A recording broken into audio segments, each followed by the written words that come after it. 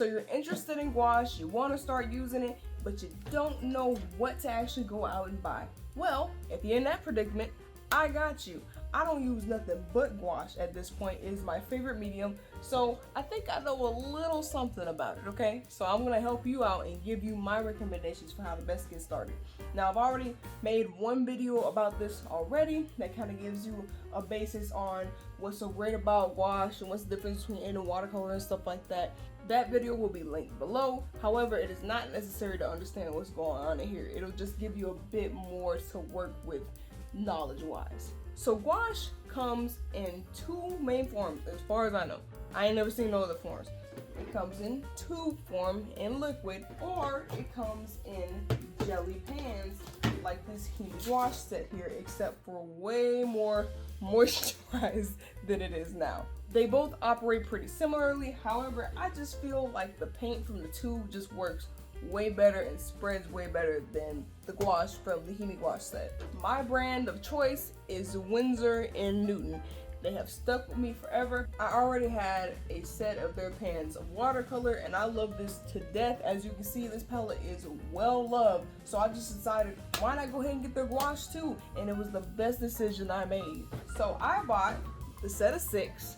The primaries is what the set is called. It ran me about $30 and it gives you red, yellow, blue, green, black, and white. So it gives you a pretty good basis of colors to start off with for a reasonable price. And the thing is, if $30 is too much for you to dip your toe into using gouache, they also have a set that's $11 with 10 tubes of gouache in it. So, I mean, they make it pretty easy for you to test out gouache with low stakes. Now you could also get the Himi gouache set as well. I know it's been going around. Everybody loves this set of watercolors, but I find that they look and feel a lot cheaper to me just because I guess I started using this, so maybe I'm spoiled. However, I feel like the difference in price isn't really that large at all, so you might as well just go ahead and go up to the next level instead of using this instead, but you do get more colors with the Himi gouache set, so you have to weigh your options. All I'm gonna say is that you can see a difference in how the gouache is applied to the page. That's all I'm gonna say. You can buy whatever you want to, but I personally prefer the Winsor & Newton gouache. The next thing I want to talk about is the fact of how gouache is applied to the page and how it dries. So gouache dries completely matte, which means no sheen, so you got the opaqueness of acrylic paint without the shininess of it, which makes it great for taking images. But I digress. The main thing that you need to know about gouache is that it can go on one color and dry another. Now, the difference between those colors won't be huge or anything. However, it is something to note because it will affect how you're painting. Sometimes it can go on lighter and dry darker, or vice versa. So that's why it's important to swatch all of your colors and let them dry. Test them out with different amounts of water and stuff like that so that you know what they look like before you start working with it. It's important to experiment and play around.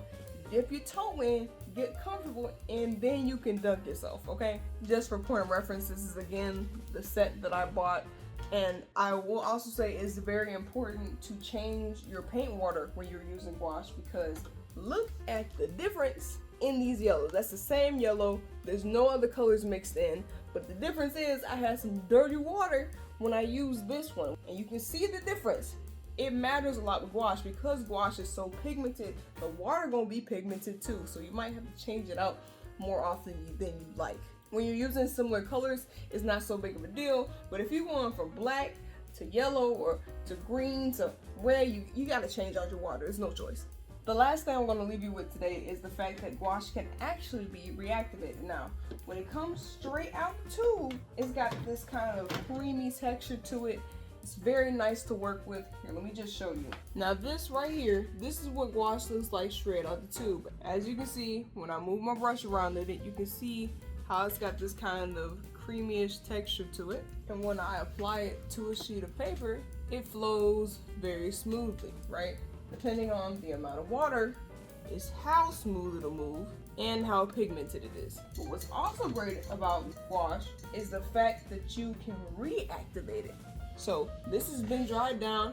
As you can see, it's matte in here, so it is very dry. When I rub my finger over it, nothing's on my finger.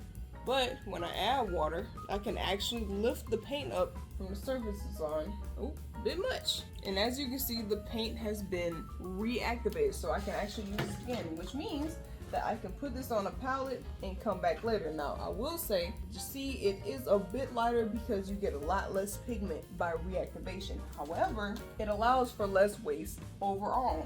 And if you mix the color that took you a long time to mix, you can just let it dry, come back and reactivate it, and boom, you got the color again. No problem. All that being said, you have to test this stuff out for yourself. You cannot just watch somebody tell you everything. You gotta test it out yourself. You gotta brave the waters yourself of gouache and have fun while doing it. Don't put super high stakes on it. You're trying out a new medium. You're not gonna be good at using it. It's fine. That is okay.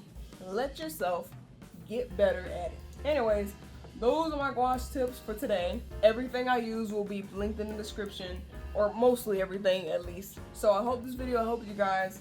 Let me know if you have any questions. My comment section is always open. So if you have any questions, do not be afraid to leave them there and I will answer them because I'm like that.